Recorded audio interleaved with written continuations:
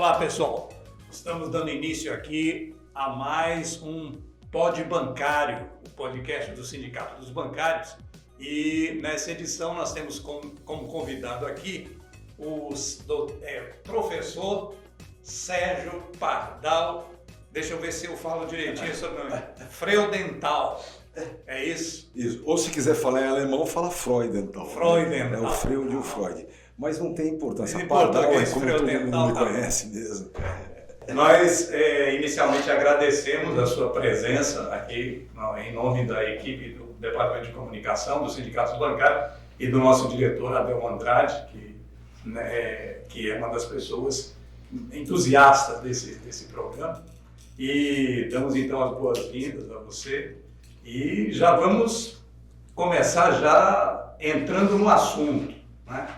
Antes de fazer a primeira pergunta, porém, eu quero pedir às pessoas que nos assistem através das redes sociais que deixem um comentário, deem seu like, compartilhem com os amigos esse programa que é feito pelo Sindicato dos Bancários da Bahia e que vai trazer assuntos das mais diversas ordens, como hoje nós estamos aqui para conversar um pouco sobre direito previdenciário e sobre a previdência social, que é um assunto de extrema importância para o povo brasileiro, para o trabalhador, para o bancário, independente da categoria profissional, mas é uma coisa fundamental na nossa discussão. Então eu queria iniciar com uma pergunta bem mais aberta, assim, como é que vai a saúde da Previdência? Olha, primeiro eu só queria agradecer a esse convite e agradecer especialmente ao meu amigo Adilson Araújo. Sabe que o Adilson convocou, eu vou, né? Bom, a questão previdenciária, esse é o grande problema. Hoje, infelizmente, a saúde da Previdência não está bem, mas não me venham dizer que ela é deficitária, porque aí é que a coisa começa a complicar. Não é bem assim, não é que ela seja deficitária. O que acontece é que hoje nós temos a Seguridade Social no Brasil, coisa da Constituição de 88, um baita avanço, foi um trabalho de todos nós mais velhos estávamos lá na época discutindo a matéria. Então, é importante isso. Ali você tem previdência social, assistência social e saúde. Saúde que passou a ser obrigação do Estado de verdade, não aquela loucura que era o antigo INAMPS. Quem lembra disso não sabe o que era o sofrimento, né? Sem carteira assinada não era atendido. A assistência social, já diz o próprio nome. Quem é que deve ser responsável pela assistência social? Uau! O Estado? Evidente? A União? Previdência social é outra coisa. Previdência social tem um caráter contributivo. A nossa Previdência aqui no Brasil nasce em 1923. Eu gosto sempre de salientar. Previdência e sindicalismo nascem juntos. É o movimento sindical que constrói esse baita gigante que é o INSS. Todo mundo deve lembrar, durante a pandemia, os nossos dois gigantes foram INSS e SUS. É isso que fez o Brasil sobreviver àquele desgoverno horroroso que estava numa situação que foi a pandemia. Bom, a construção então começa em 23, depois vem os institutos de aposentadoria e pensão, eu estava comentando, o IAPB era o mais organizado de todos, e depois vem a junção. Aí tem uma coisa importante. 1960 vem a LOPS, a Lei Orgânica da Previdência Social. Essa lei é de suma importância, porque ela unifica a formação legal. Ela unifica os benefícios que devem ser concedidos. Ela unifica as exigências para concessão. Então isso é de suma importância. Ali, em 60, com a lei orgânica, começa o grande debate sobre a unificação ou não dos IAPs. E o que é importante? O movimento sindical, naquele momento, sim, ele passa a participar efetivamente da gestão do seu IAP. O IAPI dos industriais, IAPB dos bancários. Então, essa é uma formação. O IAPTEC, eu sempre gosto de lembrar, IAPTEC é IAPTC, não tem o Ezinho. Mas todo mundo sempre chamou de IAPTEC, e lá na minha terra, o IAPTEC era de suma importância, porque uma das categorias que o IAPTEC pegava eram os estimadores. que tem uma história fenomenal, inclusive de luta. Bom, nessa formação da lei orgânica, é evidente que a ideia em si era a unificação dos institutos. É preciso entender o que é o chamado regime de repartição. Qualquer seguro social decente no mundo todo, começando na Alemanha, que com toda a dificuldade que passa hoje, ainda existe. Pois bem, a ideia desse conjunto é o chamado regime de repartição. Significa que aquele dinheiro que entra da sua contribuição que está trabalhando, e eu digo, aposentado mesmo, já aposentado, se estiver trabalhando, tem que contribuir. Por quê? Porque é essa contribuição que sustenta os benefícios.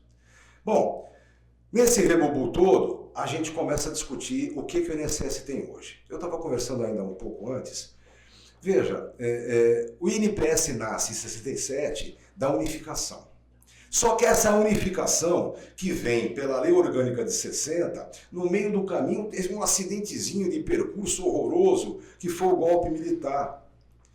Esse golpe, vejam, não é que a ditadura tenha feito em 67 o grande INPS, não. Ela só acompanhou a história que vinha vindo, em especial a partir da Lei Orgânica e da participação dos sindicatos. Lá na minha terrinha, por exemplo, em Santos, em 1964, a intervenção foi só em todos os sindicatos. Não teve nenhum sindicato na Baixada Santista que, quando a ditadura se instalou, não tivesse intervenção. Nós tivemos no navio Raul Soares com sindicalistas presos. Então, a questão era tirar do movimento sindical.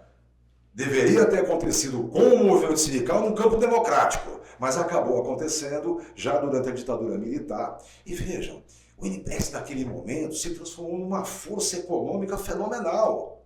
Além de pagar os... É uma questão bem clara, né? Imaginem, aposentadoria por tempo de serviço, né? 35 anos. Evidentemente, durante 35 anos, muita gente contribuía com poucos aposentados. Só acumulou. Cadê esse dinheiro? Bom, eu vou dizer onde está o dinheiro. Ó. O dinheiro está na Binacional de Itaipu, tudo dinheiro da Previdência. Ponte Rio-Niterói, tudo dinheiro da Previdência. E pior ainda, aquela estrada de lugar nenhum para lugar algum, chamado Transamazônica, é dinheiro da... Além dos mortos, né, em todas essas obras, é dinheiro da Previdência. Veja, eu estava contando aqui, eu conheci um grande atuário, um matemático fenomenal, que chamava-se Rio Nogueira, infelizmente já falecido. E o Rio Nogueira me disse assim, olha, qualquer regime de repartição num estado decente constitui um fundo de reserva. Um fundo de reserva que acumule 6 vezes o que eu gasto por mês. Quando eu tenho um problema, né, há uma recessão econômica, eu vou usar esse fundo. Quando eu tenho um crescimento econômico, eu cresço o fundo, porque é ele que garante o sistema. Eu pergunto, alguém já ouviu falar de fundo de reserva da Previdência Social brasileira? Isso não existe. Eles estão... a grande mudança já do neoliberalismo de 98, a emenda 20, a grande mudança ali é a retirada das funções especiais da Previdência. O que era a função efetiva do INPS? Número 1, garantir o segurado, né? É a função dele. Número 2, abrir vaga no mercado de trabalho. Meu mestre Aníbal Fernandes me dizia que aposentar-se significa retirar-se para os seus aposentos. Ganha aquele reloginho, chora um pouquinho na festa, mas sai do trabalho para abrir vaga para a molecada. Em terceiro lugar, de suma importância, especialmente nesse Nordeste maravilhoso, a distribuição de renda. Quantos e quantos municípios dependem efetivamente dos seus aposentados, da grana do INSS que entra? Então, isso é de suma importância. Acontece que eles tiraram isso da Constituição e, no lugar disso, colocaram a obrigação de manutenção do equilíbrio financeiro e atuarial. O que é isso? O que é equilíbrio financeiro e atuarial? Veja, não me venham falar que é equilíbrio financeiro e atuarial o INSS arcar com todos os benefícios que existam, inclusive os assistenciais, não é? Sem que efetivamente haja contribuição. Olha, a coisa é simples. Assistência social, obrigação do Estado. Previdência social, de caráter contributivo. Quando a Previdência surge com esse caráter contributivo, na Alemanha e aqui mesmo, a ideia era a seguinte: 24% das folhas de pagamento do Brasil inteiro sustentam um bom seguro social. 24% é uma conta fácil, 8 para cada um. 8 paga o peão, 8 paga o patrão e 8 paga a União, o Estado. Alguém já viu o Estado no Brasil pagar 8%? Mas nunca! Eles só tiraram dinheiro para Transamazônicas da vida, o tal do DRU que existe hoje, é um absurdo, né? O DRU pode retirar dinheiro para aqui para fazer o que quiser, mesmo que com isso a assistência social perca, a saúde perca e a própria Previdência seja achacada nessas condições. Vejam, o INSS hoje tem a obrigação de pagar os PBCs, não tem problema. É justo? É bem administrado? Sem dúvida. Mas quem tem que cobrir esse valor é o Tesouro. Não é a contribuição de quem está trabalhando, é o Tesouro. Ela é justa, ela é correta, ela impulsiona o Brasil. Esse benefício da LOAS é muito importante, da Lei Orgânica da Assistência Social, mas é obrigação do Estado. Só para a gente organizar um pouquinho, porque são muitas informações, mas me parece que uma coisa central que você está trazendo dentro das informações como eixo é que você tem alguma coisa que não é responsabilidade da Previdência, ou seja, as políticas sociais, que hoje são cobertas pela Previdência. Esse é o principal problema. Você constitui uma estrutura para bancar aposentadoria e benefícios oriundos da parcela contributiva dos trabalhadores que contribuíram para formar esse contingente financeiro de suporte posterior, que é a aposentadoria. Só que a administração disso derivou para transformar a Previdência numa espécie de guarda-chuva para as políticas sociais, mas além daquilo que é o objetivo princípio dela, que é garantir a aposentadoria. Esse é o cerne dessa questão. Se eu estou entendendo. Isso é uma das coisas que efetivamente avacalha a condição previdenciária. O que eu quero dizer é o seguinte: quem falar para mim que a previdência social é deficitária, eu quero que me prove em separado benefícios contributivos e contribuição e me mostre que aí há déficit. Não há. É mentira. É mentira. Já foi muito melhor, claro, né? Os princípios no seguro social, entrou muito dinheiro, gastaram muito dinheiro errado. Mas essa é a condição. Agora, o que eu acho de suma importância agora, nesse momento? Vejam, não é só a ideia deficitária da Previdência, sim ou não. É que com essa ideia pretendem sempre reformas piores. Vejam, em 2019, em 98 vem a emenda primeira, em 2003 foi a vez do servidor público apanhou mesmo, e agora em 2019 foi a proposta fascista. O que eles queriam, na verdade, era acabar com o nosso seguro social. Eles queriam transformar o seguro social numa previdência de caráter privado, pagando o chamado PGBL, que eu sempre tiro o sarro, né? PGBL, Plano Gerador de Benefícios Livres. Livres do quê? De compromisso com você. Não tem compromisso nenhum. Você vai pondo o dinheiro lá, e a ideia deles era essa. Agora pensa no seguinte: quem contribui a partir de agora, mesmo quem já estava no sistema, passaria a ter a sua contribuição em separado numa conta individual que será a base para o pagamento do benefício. Tá, tudo bem. Então, esse dinheiro não serve mais para pagar os benefícios que existem. Ué, e como é que fica a situação dos aposentados? Sabe qual foi a resposta que eu soube por fontes fidedignas desse Paulo Guedes? É fácil. A gente congela todos os benefícios previdenciários no valor de hoje pelos próximos 10 anos. Porque aí dá para sustentar bacana, os velhos vão morrendo mesmo e a gente transforma. Vejam, ainda bem que isso não passou. Agora, militamos bastante contra a reforma de 2013. O que ela conseguiu fazer? E aí é que eu digo, o bicho pega. Vejam, a aposentadoria por tempo de contribuição, antiga por tempo de serviço, foi morta ali, ela está extinta. Só tem direito quem já estava no sistema pelas chamadas regras de transição. Eu não vou dizer para vocês que a gente tem que lutar para colocar de volta, porque não vai ser possível. Isso não se consegue convencer ninguém hoje que a aposentadoria por tempo de contribuição. Então, vai restar mesmo a aposentadoria por idade, 65 para os homens, e eles conseguiram aumentar para as mulheres de 60 para 62.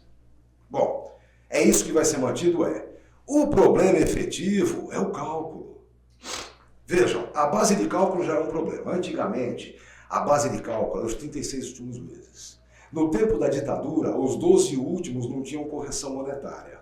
Você chega a uma inflação de 2.000% ao ano, imagina a perda que o cara tinha ali na base de cálculo. Bom, isso acabou em 98, tá? Como em 99 veio a lei, 9876, e começou a trabalhar por todas as contribuições desde julho de 94, tirando as 20% menores. Olha, na época, eu tive uma reunião com o Valdec Ornelas e brigamos feio sobre isso. Eu disse, não, é para melhorar a condição do trabalhador, porque no final da vida laboral dele ele está ganhando menos. Espera um pouquinho, não é assim. Normalmente, uma boa parte daqueles trabalhadores que vão se aposentar por tempo de contribuição são aqueles que cresceram na vida, que melhoraram a sua condição. Então, não é nada justo 80%. Aí, não, mas é melhor. Eu falo, olha, quem aposenta com salário mínimo não está nem ligando para esse cálculo, porque é salário mínimo. Agora, nessa história toda, eu disse ao Valdec Ornelas, se fosse para ter uma média melhor, por que não faz a média dos melhores salários que representem 20% de todos, em vez de 80% de todos? Não, eles, não. O cálculo atuarial não suporta isso. Eu ia dizer, que cálculo atuarial é esse? Aonde? Bom, isso passou. Agora, 19, o pilantra resolveu prejudicar mais ainda. Hoje, a média que usa para base do benefício de qualquer um são todas as contribuições de julho de 94 até o último dia, sem tirar nada das menores, todas. É dureza, né, pessoal? Prejudicou muito ao trabalhador, mas eu não quero nem discutir isso. Eu quero discutir o percentual. Vejam, as aposentadorias hoje pagam 60% dessa média, acrescentando 2% para quem tiver de 20 anos de contribuição para cima. Então, no 21º ano de contribuição, vira 62%. Você tem que contribuir 40 anos para chegar aos 100%. Então, evidentemente, isso é um absurdo. Pior ainda, isso também serve para aposentadoria por invalidez. Absurdo, não é? O sujeito está com auxílio-doença, ganhando 91% da média. Aí, não, ele não pode voltar para você, aposenta por invalidez. Aí ele passa para 60% da mesma média. Conta para ele como é que isso aconteceu. Pior ainda, imaginem, a pensão por morte era 50% mais 10% no tempo da ditadura. Veio a nova lei e passou a ser 80% mais 10%. 90% era o mínimo quando tinha um dependente só. Quando veio a mudança em 95 do acidente no trabalho, jogaram para 100%. Eu, na época, falei, olha, não vai dar certo. 100% tem que ser para aposentadoria por invalidez acidentária. Tem que diferenciar o acidente do trabalho das outras coisas. É importante. Bom, ninguém me ouviu, tá certo? A aposentadoria por invalidez... só para lembrar, antes a aposentadoria por invalidez pagava 80% da média, mais 1% para cada ano de contribuição que você tivesse. Ou seja, com 20 anos, você tinha 100% da sua média. Bom, virou 60% para quem tem até 20 anos de contribuição. Então, essa foi a grande virada. E o pior foi na pensão por morte. A pensão por morte de 100% passou a pagar 50% mais 10% para cada dependente. Vamos fazer uma continha rápida, tá bem? Imagina o seguinte, o peão trabalhou com registro em carteira, porque sem registro não vale, 19 anos. 63 anos de idade, não aposentou ainda e tal, pum, morreu. A viúva está sozinha, porque os 4 filhos já estão criados, né? Já tem mais de 21, já não tem direito ao benefício. Então ela vai ganhar 60% da aposentadoria que ele ganharia se tivesse aposentado. Peraí, como é que eu vou calcular a aposentadoria dele? É fácil. Ao invés de morrer e ficar assim inválido, quanto é que ele ganhava? 60%. 60% de 60% é 36% da média. Já imaginaram O peão vinha trabalhando esses 19 anos que ele estava registrado, ele teve uma média de 5 mil reais. Não ia nem mais pagar imposto. Com essa média de 5 mil reais, a esposa saiu com 1.800, 36% da média contributiva do cara. Pelo amor de Deus, isso não é possível. E mais ainda, essa regrinha está colocada lá na emenda 19, naquele absurdo, mas ela diz assim, até que lei discipline, a regra de cálculo será assim. Opa, lei que lei? Lei ordinária. É a lei 8.213 que trabalha no cálculo. Então veja, nós precisamos de um PL, de uma lei ordinária, para no mínimo recompor a forma de contribuição, a forma de cálculo dos benefícios. Eu até já conversei bastante com meu amigo Carlos Zaratini, que é deputado federal. Nós vamos precisar fazer um congresso melhorzinho para passar isso. Ótimo, né? professor. Deixa eu lhe perguntar duas coisas. O Brasil é um país que está envelhecendo, não é mais um país de jovem como foi na minha época. E a gente precisa, e como você mesmo falou, a previdência, o direito à previdência nasce do movimento dos trabalhadores, que hoje parece que não tem demonstrado muita vontade na prática, não na teoria, né? Porque isso é importante, se efetivou na luta e só vai se efetivar na luta. Eu queria que o senhor falasse dessa questão, se o senhor acha que os movimentos sociais, e especialmente o movimento sindical, pode fazer mais, pelo menos criar um clima na sociedade. É evidente que a gente sabe que com essa composição do Congresso seria muito difícil. Mas se a gente não cria nenhum clima, depois, essa outra pergunta que eu queria que o senhor disse assim, um trabalhador hoje, para esclarecer para quem está nos ouvindo, que não tem informação devida, qual é o caminho que ele tem que fazer essa combinação entre tempo de contribuição e idade? Vale a pena uma aposentadoria proporcional? Quando ela vale a pena? Olha, primeira coisa importante é que, me lembra depois de falar de aposentadoria proporcional, mas primeira coisa importante é o diferencial entre o direito trabalhista e o direito previdenciário. O direito trabalhista, ele é muito mais efetivo, ele é o objetivo imediato da sua vida. O direito previdenciário é uma questão de ser previdente, não é? Então, é por isso que vem depois. É por isso que no direito previdenciário as coisas são mais lentas. Mais lenta, né? Eu, particularmente, sempre gostei muito do direito previdenciário porque eu gosto de história, né?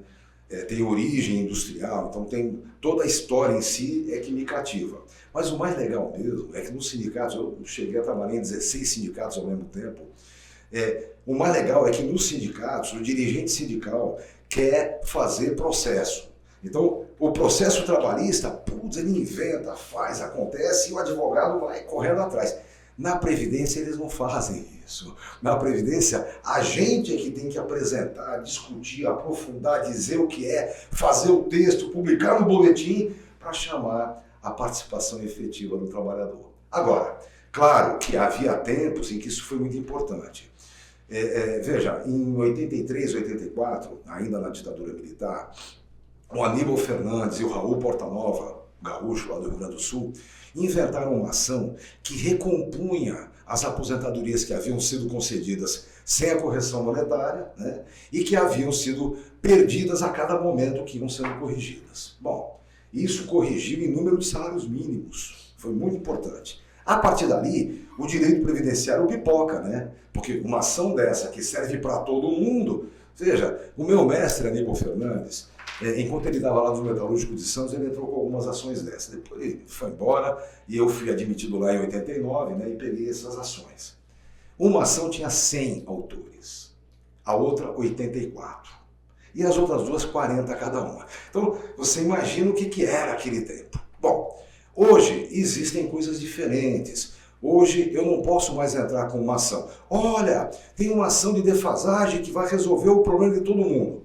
Vai resolver o problema de todo mundo? Então, o Ministério Público vai entrar com uma ação civil pública e o advogado que fizer ação individual vai morrer na praia. Porque se a ação civil pública perder, ele está derrotado também. E se ganhar, evidentemente vai ter um acordo INSS e peão, e quando ele for querer executar, já foi. Então, vamos pensar bem sobre isso. Isso reduz bastante a ideia do direito previdenciário. O que nós temos que fazer? Primeira coisa importante mesmo é a gente salientar que a previdência social é para todo mundo. Trabalhou, meu filho, vai ter que contribuir, não tem jeito. Por isso, por exemplo, esses Mas novos... ele pode contribuir também sem estar trabalhando, quer dizer, formalmente, com carteira assinada. Não, isso é pode. importante. Tem o contribuinte facultativo, que não está trabalhando e quer dar continuidade ao seu plano. Mas sabe o que acontece? Eu vou dizer para você, é difícil. É difícil, por exemplo, o peão que está hoje uberizado, não é? Você convencer ele a pegar uma graninha e jogar lá na Previdência como contribuinte individual. Está difícil isso. Olha, um baita avanço teve uma lei em 2003, a 10666, eu sempre tirei safra, a 10 o número do satanás, em 666. Mas veja, essa lei trouxe uma coisa importante. Ela disse que o contratado, que não é mais seletizado, não é mais CLT, foi contratado para prestar serviço. O contratado hoje, o seu contratante tem que pagar 20% de previdência, porque faz parte da sua folha de pagamento, e tem que descontar os 11% antes de pagar a remuneração. Isso é muito importante, ou seja, a previdência social depende mesmo do contrato formal de trabalho, seja qual for. Seja prestador de serviço, seja empregado, seja uberizado, todos esses têm que ter um contrato formal de trabalho que lhe dê garantia previdenciária e lhe obrigue a participar. Você entende? É difícil. Eu brinco, olha, tem um menino lá que é um consertador de chuveiro. Conserta chuveiro, que é uma beleza, o bairro inteiro chama ele para consertar chuveiro. Ele ganha R$3.000 todo mês, na boa. Convence ele a pagar 600 de INSS. Eu quero ver. Não dá. Então, precisa sempre buscar o contrato formal para poder crescer a Previdência e o Estado. Não, do ponto de vista político e institucional, não há essa dúvida, mas é importante, nessa oportunidade que nós temos, de dizer aos cidadãos, certo, que ele pode fazer esta contribuição, né, para garantir o futuro, independentemente da formalidade da relação trabalhista dele. Mas eu quero perguntar agora sobre aquela questão, como é que o trabalhador, que dica você pode dar na prática para um trabalhador que tem 34 anos de contribuição, 64 anos, o que é que ele deve fazer? Vai fazer a tal proporcional? Lembra de uma coisa, a aposentadoria proporcional que havia era aquela que aposentava os meninos com 30 e as meninas com 25 de trabalho. Né? Ganhava 70% e isso era o que se chamava proporcional. Hoje o que você tem são regras de transição e essa forma de cálculo absurda é para todo mundo, entende? Não é que você vai aposentar em condição proporcional. Eu disse, se você quiser chegar a 100% da sua média no cálculo de hoje, tem que ter 40% de contribuição. Será que isso vale a pena? É uma encrenca, ó. Imagina o seguinte, você hoje tem direito... direito... É melhor esperar. Depende. Hoje você tem direito a se aposentar. Você deve se aposentar ou não? Eu digo, na grande maioria das vezes, sim. Proporcional? Não é proporcional em si, é reduzida. Mas por que eu vou dizer que você deve aposentar? Presta atenção na coisa. Em primeiro lugar, você não precisa falar para o patrão. Ou seja, se o patrão quiser mandar você embora, tem que pagar a verba rescisória, mesmo você já aposentado. Mas sacou o FGTS, não importa. Sacou o FGTS, mas aquele valor que foi sacado, com a atualização monetária, entra na multa que ele tem que pagar para mandar você embora. Então, a primeira coisa é isso. Você não perde o emprego como era antigamente. Em segundo lugar, vem uma continha. Imagina, eu digo para todo mundo, entrem no meu INSS, no app, porque no meu INSS você consegue, inclusive, simulações da sua possibilidade de aposentar. Você entra lá, você já vê se seu tempo está certinho, se deixaram de computar, por exemplo, um contrato que você tem. Se fizerem isso lá mesmo no meu INSS, você pode pedir para regularizar. Bom, o que acontece? Ali ele te dá uma simulação que diz quando você se aposenta e quanto você vai ganhar. Vamos imaginar o seguinte, se eu me aposentar hoje, eu ganho R$3.000, tudo bem? 3 mil. Se eu me aposentar daqui a 5 anos, eu ganho 3.600. Devo esperar? Nem a pau. Como é que eu sei se eu devo esperar ou não? É fácil. Você pega aquele valor que você receberia hoje e multiplica pelo número de meses que falta para você receber aquele outro. Então, se for 3 anos, são 36, não, são 39, que tem 3 13º. Sim. Então, você pega os 6.000 e multiplica por 39. Esse valor que está aqui, você divide pela diferença. O resultado é o número de meses que você vai levar para recuperar aquele dinheiro que você não pegou. Normalmente não dá certo. Ó. O cara está com 60 anos, se ele aposentar hoje ele ganha 3.000. Se aposentar com 65 ganha 3.600. Tudo bem, ele só vai ganhar esses 5 anos em 15. Ele aposenta com 65, 75, até os 80 ele está perdendo dinheiro. Então eu sinto muito, para a Previdência isso é horrível, né? Porque mais concessões são feitas. Mas eu sinto muito. Entra no meu INSS, pega as simulações, faz a sua continha e verifica. Normalmente, em quase 100% das vezes, quem já tem direito tem que aposentar. Professor, desculpe a ignorância, do ponto de vista legal. Se quem faz uma aposentadoria proporcional pode depois reivindicar uma revisão, reclamar uma revisão? Sabe qual é o problema? Nós, há muito tempo Do ponto de vista atrás, legal, eu não... nós inventamos a chamada desaposentação. Eu mesmo ganhei alguns processos de desaposentação em condições diferentes, né? O cara que era juiz no tribunal, já estava aposentado no INSS, e eu desaposentei ele para levar o tempo dele do INSS para o tribunal.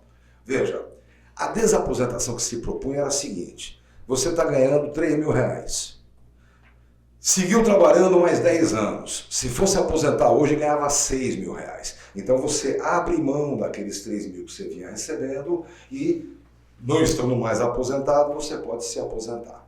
Lembra sempre, ninguém se aposenta 2 vezes no mesmo regime, porque não é possível, né? Nunca pôde isso. Bom, o que aconteceu? Começamos a trabalhar em cima disso, alguns levantaram que o peão teria que devolver o que recebeu nesses 5 anos.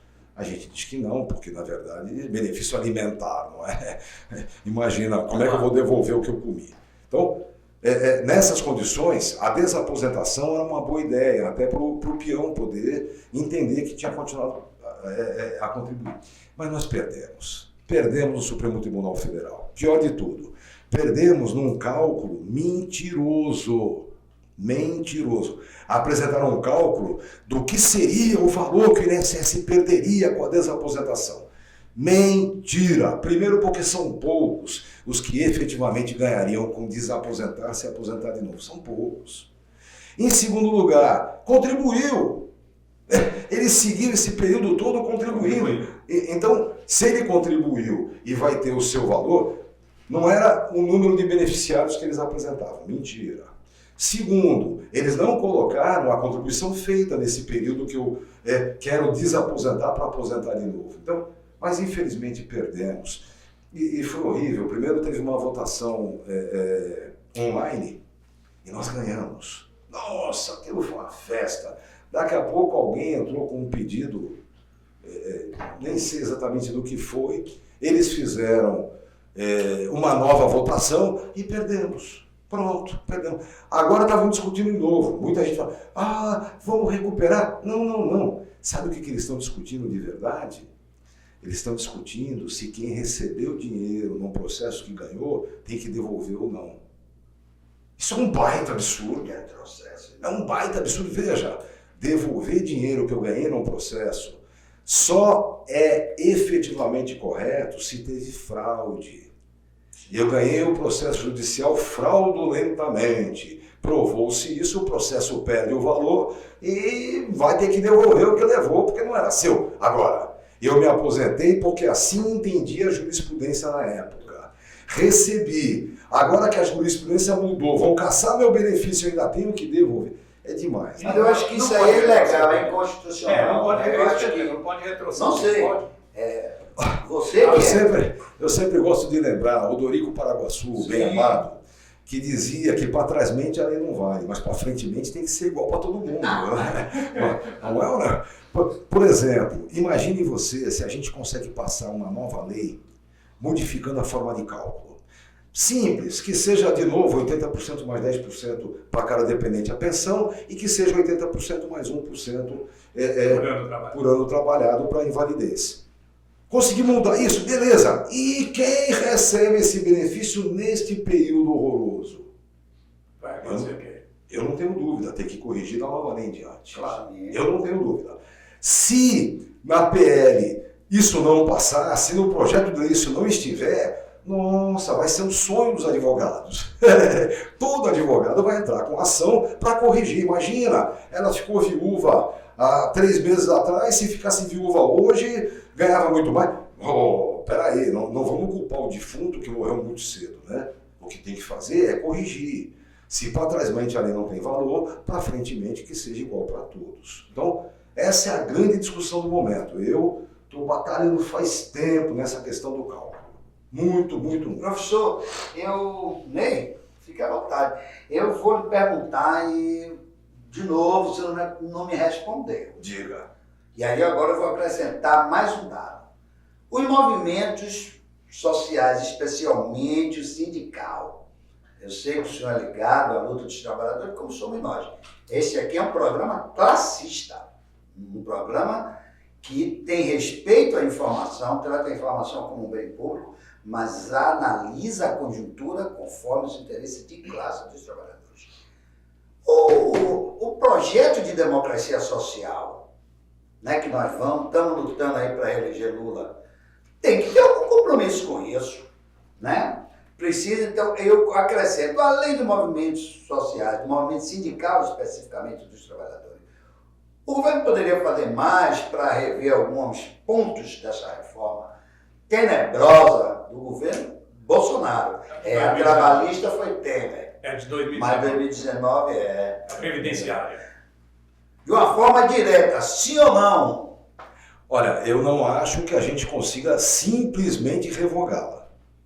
Mas acho que algumas coisas a gente consegue corrigir sim. E acho que só haverá efetiva correção, não só no cálculo, na aposentadoria especial, né? Só haverá correção disso se, em especial, os sindicatos tiverem força para trabalhar. Vejam, nessa de 2019, nós fizemos um rebubu danado lá em Santos, na minha região. As igrejas nos chamaram para falar sobre isso, os evangélicos também. Então, em todo lugar, a gente foi discutir a questão previdenciária. Mobilizou bem. E mesmo assim passou um monte de sacanagens, não é? Agora, veja só, nessa última eleição, nós fizemos lá em Santos um grande comitê sindical. Todos os sindicatos, de todas as centrais sindicais, foi uma beleza, fizemos uma baita campanha boa. E fizemos um compromisso ali que efetivamente não foi para frente, que era, com o governo Lula, dar continuidade àquele comitê. Por quê? Porque na primeira gestão, quando o Lula foi presidente a primeira vez, eu me lembro de uma reunião que ele fez com as centrais sindicais. E ele disse, eu sou o presidente do Brasil. Só posso fazer alguma coisa quando tem reivindicação. Reivindiquem, vão para a rua. Veja, ele disse isso no primeiro mandato. Eu me lembro disso. E a gente não conseguiu cumprir isso até hoje ainda. É preciso ir para a rua. A questão previdenciária, por exemplo, é uma das coisas que a gente tem que botar na campanha desse ano. Temos que trazer para a campanha desse ano. Recuperar a credibilidade do sistema. Veja, como é que eu vou convencer alguém a contribuir se a porcaria do cálculo me arrebenta depois? Veja, o cara que não tem compromisso efetivo não vai querer contribuir. Vai contribuir por quê? Não, eu vou contribuir porque a previdência social... Não é. Ele vai contribuir... que tem, me corrija, 10 mil por mês, é melhor ele aplicar na previdência privada. Mais ou menos, não é não. Não? Não, quem ganha 10 mil por mês, o conselho que eu dou é o Vou seguinte... botar 15. 15, tá bom. Mas eu digo o seguinte, até 8 mil, que é o teto do INSS, só o INSS te garante alguma coisa. Só o INSS te paga invalidez. Não tem um PGBL dessa porcaria desse país que paga invalidez. Não, mas tem um seguro, sim. Tem um seguro que paga uma vez só pra você. Você torrou, dançou. É bom esse esclarecimento, porque esclarece a Ney, não sei se e a quem está nos ouvindo, né? Porque mesmo que você ganhe 15, 20 mil, é melhor você pagar até o teto do INSS. E aquele outro pedaço. Não, 800 e pouco reais hoje, né? Oi? 800 e pouco reais hoje, se não me engano. Não, 8 mil é o teto. 8 mil a contribuição mensal, acho que 20% sobre. 20%. É 600. 1.600. Mas vai ver um PGBL que lhe garanta efetivamente alguma coisa, você não paga muito menos. Não sei disso. Então, por isso que eu digo, é legal a Previdência Complementar? Claro que é. Não é à toa que nós temos grandes coisas aí, desde da Previ, e tantas outras, Fenco, Petros e tantas outras, são importantíssimas. Mas elas servem para quem ganha acima do teto. No teto do INSS, quem garante você de verdade, mesmo que esse cálculo safado, mas quem garante você de verdade é o INSS. É porque, na verdade, quando se trata de sociedade, né, é melhor você ter a garantia do Estado do que do mercado. Né? Inclusive, um período que você falou tanto aí, que foi da pandemia, uma coisa que se chegava à conclusão, depois da pandemia, a pandemia está mostrando que tem que ter mais Estado, menos mercado, que ele ficava dizendo menos Estado, mais mercado, e o que a gente vê, logo depois, a mesma coisa, continua o mercado. O mercado toma conta. Toma conta. Mas aí nós temos um problema grave mundial. Mas só o Estado pode segurar o mercado, como o exemplo chinês, mas é claro, que você pode chamar de socialismo de Estado, ou capitalismo, ou socialismo de mercado, ou capitalismo de Estado, mas garante... Não é fácil. Sabe o que eles fazem lá, né? Aquela grande empresa, a BID lá e os cambal, 51% é do Estado. Os outros 49% você se divirta à vontade. Se fizer bobagem, eu e tem constituído uma economia que está se tornando a maior do mundo e garantindo uma mudança do poder, da hegemonia macro geopolítica do Ocidente para o Oriente. É claro que essa história não vai acontecer da noite para o dia, mas é inevitável, é inexorável que a gente está, como já aconteceu várias vezes na história, né? E é nosso parceiraço. Sim. A China hoje é o nosso parceiraço. Sim. Mas deixa eu dizer o que é o problema mundial hoje. Infelizmente, nessas condições do neoliberalismo, essa ideia da chamada globalização, nós, a esquerda, não tivemos competência de responder, dizer globalização não é internacionalização, não. A classe operária é internacional, mas a globalização é deles. Sim. A gente tinha que trabalhar muito mais isso. Ao invés disso, quem trabalhou fingidamente contra foi o neofascismo. Vejam, infelizmente, a ressurreição do fascismo é um troço absurdo. Meu pai, que faleceu agora há quase 2 anos, ele já estava mal, de cadeira de roda e tal. Meu pai era um judeu alemão que chegou aqui com 5 anos de idade em 1933, né? Em 1938, quando a guerra começou. Eu contei para ele que aquela pilantra da fascista tinha ganho na Itália. Meu pai não falava nada há muito tempo. Quando eu falei isso, ele segurou na cara e falou: não me diga! Ele ficou horrorizado. O neofascismo volta ao mundo. E vou dizer mais, o fascismo, especialmente aqui no Brasil, eles trabalham com 3 coisas importantes. Primeiro, eles fomentam a ignorância. Eles tentam convencer você que saber demais vai te fazer mal. Vai te fazer mal, você não vai gostar. Depois disso, eles trabalham com medo. Medo do quê? Do que eu não conheço. Medo do que eu não sei o que é. E em terceiro lugar, eles trabalham o ódio. Ódio ao quê? Ao que me causa medo. Então veja, a ignorância, o medo e o ódio. O que vem daí? Esses absurdos. Vem daí essa violência. A violência dos covardes. Porque veja, quem puxa o 38 ou em 15 bate em 1, não é nada mais do que um covardão. Então, esse é o grande problema que o Brasil atravessa hoje, porque o fascismo fomenta a violência. E o fascismo está aí, esse pilantra com essa marchinha imbecil, ainda tomou uns raios na cabeça para deixar de ser imbecil assim. Mas vejam, esse tipo de coisa são atitudes próprias do fascismo. O que nós temos que fazer com isso? Primeira coisa, cultura e educação, pelo amor de Deus. Vamos fazer teatro, vamos trabalhar nas escolas.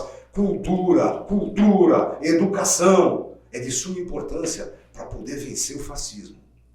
Veja. E enfrentamento a ele, ideológico, de todos os planos, político, institucional, certo? Que é este o desafio que nos coloca.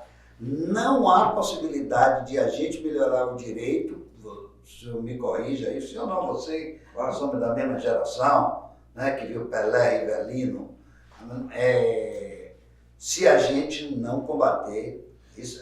É impossível você melhorar o direito previdenciário, certo? Quando você vê uma pessoa como uma mulher de Tarcísio, que eu não me lembro agora, dizer o Brasil precisa de um novo CEO, o Brasil não precisa de CEO, quem precisa de CEO é a iniciativa privada que trabalha com lucro. É uma diferença, o Estado trabalha com bem-estar social, a empresa com lucro, ela pode ser CEO para os esquemas dele lá, né? E aí nota-se que você tem um compromisso de reeleger a democracia social agora, né? Tá. O que nós temos agora nesse momento? Estamos no ano eleitoral.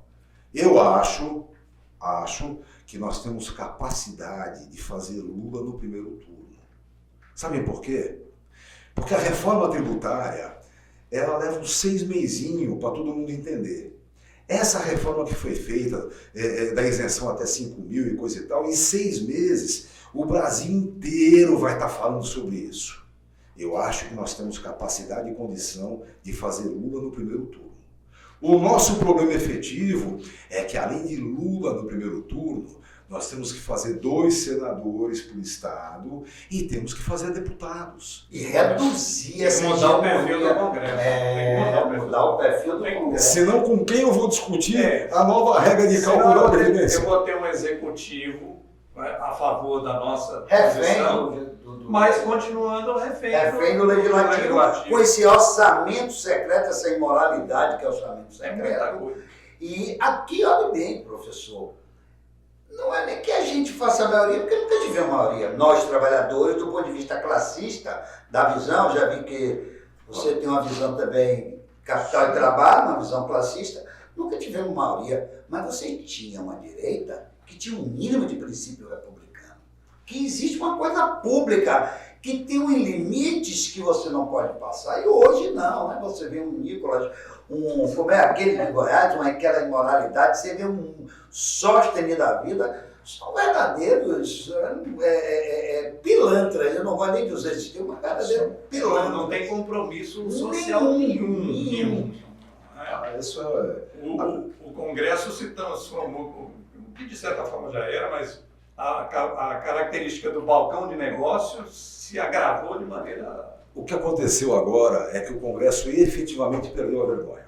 Uhum. Antes, ainda tinha um pouquinho de vergonha, né? Então você tinha relações. Agora, o que eu digo? Não fazemos maioria, tudo bem. Não fazemos maioria, mas se fizermos uma bancada razoável, forte e de gente capaz e competente, e nós temos isso, temos gente capaz e competente mesmo para fazer. Nessas condições, a gente arrasta esse centrão, a gente arrasta essas pessoas que têm um mínimo de compromisso eleitoral, né? que busca a condição eleitoral melhor, a gente arrasta esses caras para uma condição melhor, a gente arrasta esses caras... Uma pauta mais progressista, mais avançada. Uma pauta mais avançada. Ou seja, mesmo sem fazer maioria, nós temos condição de fazer um congresso. Eu queria só, para a gente dar uma afunilada aqui na nossa conversa, que está ótima, né? Mas a gente, infelizmente, tem que ficar ligado aí no tempo. Voltar, que tem a ver também com essa análise da conjuntura política, mas a gente está vivendo hoje, né, principalmente a partir da reforma trabalhista de 2017, depois daquele entendimento do STF em relação à terceirização da atividade fim, que foi um desastre, né, agravou ainda mais o desastre. nós temos Bem hoje, lembrado, né? nós temos hoje uma característica da inserção no mercado de trabalho, que você inclusive já tocou nesse ponto de maneira rápida, mas já tocou, que é a questão da contratualização, né, das relações de trabalho, e que hoje nós temos o fenômeno da uberização, que está sendo chamado de uberização, que é por conta de uma inserção no mercado de trabalho que não tem regramento nenhum, absolutamente nenhum. Você chamou bem a atenção para essa questão de que é difícil você convencer um trabalhador nessas condições de fazer um aporte para a Previdência, porque primeiro ele tem que entender o que é Previdência e segundo ele tem que entender, ou melhor, ele tem que lidar contra uma precariedade do próprio montante do recebimento. Porque se ele sobrevive, né, se ele não tem nenhuma garantia social, né, se ele se envolver num acidente, ele não está coberto por nada, né, ou seja, o que acontece? Que, na verdade, ele não tem o dinheiro necessário para fazer esse aporte. Né? Não é só uma questão de decisão, porque não se decide isso ideologicamente, se decide isso pragmaticamente. Né? Então, eu queria dar uma provocada em você, com esse cenário que a gente tem, com esse dado colocado aí da precarização, da uberização, que é um agravamento ainda maior. Qual é o horizonte como é que a Previdência sofre agora, naturalmente, e qual é o horizonte da Previdência a médio e longo prazo? Porque essa conta vai chegar. Sim. Essa conta vai chegar, alguém vai ter que pagar essa fatura. Olha, essa questão da terceirização, eu gosto de lembrar uma coisa antiga. Quando nos bancos o guarda foi terceirizado.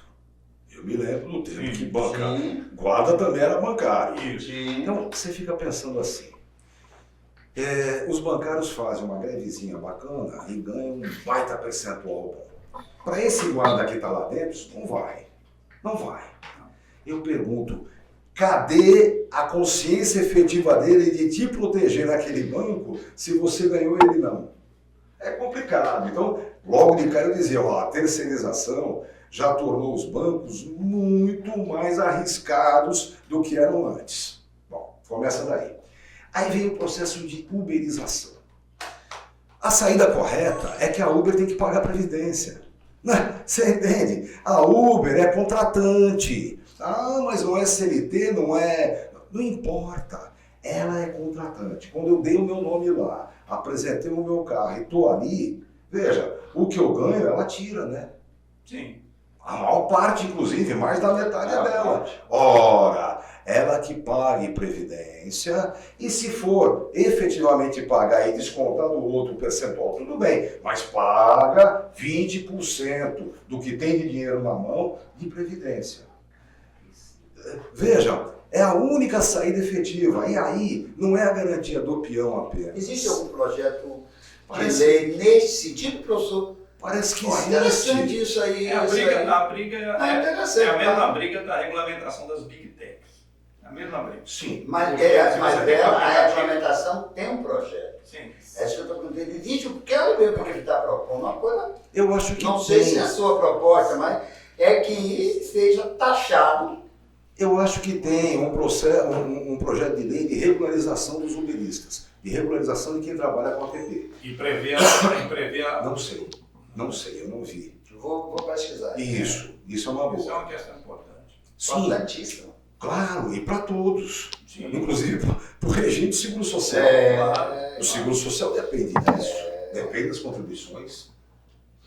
Mas é isso, eu acho que esse ano nós vamos ter um espaço muito bom para trabalhar a questão previdenciária. Muito bom mesmo. Buscar debater isso. Sim, tem que buscar realmente a grande discussão sobre esse ponto. A questão trabalhista é importante, a questão trabalhista, inclusive, é talvez mais fácil de você ganhar, né? Mais fácil de fazer as pessoas. Mais fácil dar visibilidade. Mais fácil. É preciso que a gente encaixe na luta trabalhista a questão previdenciária. Entendi. Olha, é aquela história. O sujeito foi contratado, nunca foi registrado, trabalhou 10 anos. Ele entra com um processo trabalhista. Eu canso de dizer, pessoal, quando entra com um processo trabalhista, peça também a questão previdenciária. Quem não pede isso, depois não tem esse tempo contabilizado. Então, é preciso muito, muito mesmo aproximar o direito previdenciário com o direito trabalhista. Lembrar sempre, o direito previdenciário não é direito tributário, é direito social. Direito tributário é outra coisa. Nós estamos encerrando, né, Ney? Eu não sei se me lembro, me desculpe aí se você falou que Sérgio Pardal, Freudenthal, Ou Freudenthal. Freudenthal, como eu disse, é professor da Escola Superior de Advocacia da OAB de São Paulo. Não, ele não está mais, Não tá mais como professor nesse momento. Mas já foi professor da Escola Superior. Agradecer a sua presença, dizer também que o professor está aqui conosco, aproveitando, ele mora em Santos, não é isso, professor? Isso mesmo. Que ele veio participar de um seminário que o Sindicato dos Bancários está abrigando, sediando, que é para onde vai o direito previdenciário, me corrija. Agradecer a você pela gentileza de nos atender e agradecer também que esse podcast só se torna realidade com o trabalho dessa equipe técnica aqui maravilhosa que a gente precisa registrar, que composta por Rogério Almeida, Márcio Souza, Jailton Rodrigues e Fábio Soares, o Fabão. Agradecer a todos mais uma vez e um grande abraço.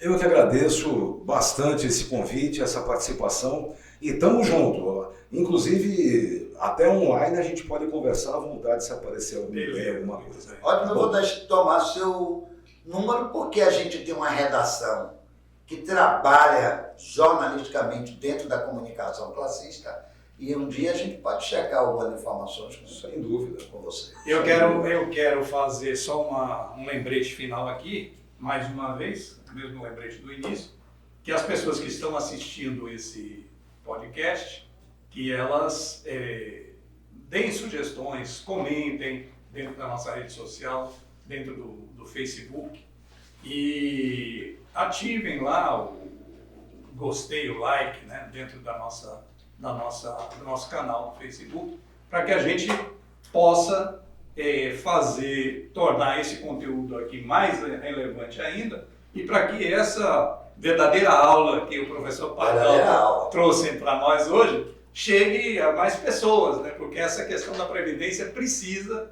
como foi bem colocado aqui, precisa chegar ao maior número de pessoas possível para fazer dessa pauta uma pauta efetivamente coletiva. É isso, muito obrigado e seguimos aqui no nosso bate-papo informal. Beleza.